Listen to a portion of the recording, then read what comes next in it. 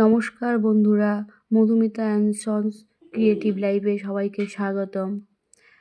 আজ দেখাবো আমি ওলকপি গাছের পরিচর্যা, ছোট থেকে বড় হওয়া, কিভাবে ছোট থেকে একটা গাছকে বড় করতে হয়। এর আগের ভিডিওতে আমি দেখিয়েছি গ্রো প্যাকের মধ্যে কিভাবে রেখেছিলাম। এরপর ধীরে ধীরে গাছগুলো বড় হয়েছে।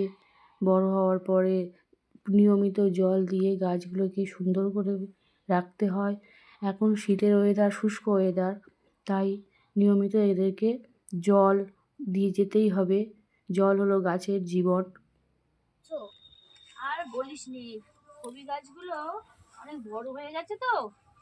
এগুলো হলো ওলকপি গাছ। তাই ওলকপি গাছগুলো একটু খুশে একটু সার এনেছিলাম বাজার থেকে। সেই সার মাটি দিচ্ছি আর গোড়াগুলোকে একটু খুশে দিচ্ছি।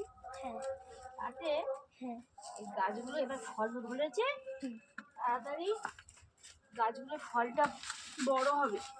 খাবার না দিলে গাছের ফল বাড়বে না, তাই একটু গাছের গোড়ায় খাবার দিচ্ছি।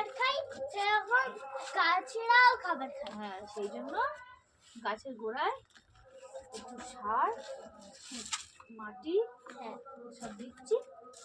গাছটা তাড়াতাড়ি গ্রোথ ভালো হবে আর গাছের ফলটা তাড়াতাড়ি বড় হবে, সেই জন্য। এগুলো কি গাছ?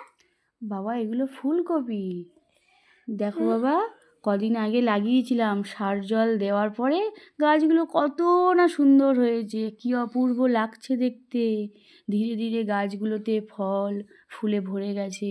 ওলকপি গাছগুলো ছোট্ট ছোট্ট বাজার থেকে এনেছিলাম, সেই ওলকপি গাছগুলো আজ ফল হয়ে গেছে। এখন হারভেস্টিংয়ের করার সময়ও হয়ে গেছে। দেখো বন্ধুরা, কত সুন্দর হয়েছে। তোমরাও ছাদে এই ওলকপি চাষ করতে পারো। আর এই গ্রো প্যাকের মধ্যে তো সুন্দর হয় ওলকপিগুলো, খেতেও টেস্টি হয়।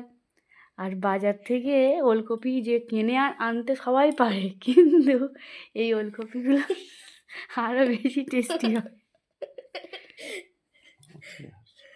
আর দেখো বন্ধুরা, আমি আরও আপডেট দিতে থাকবো আমার বাগানে ফুলকপি, বাঁধাকপি, বিনস, বেগুন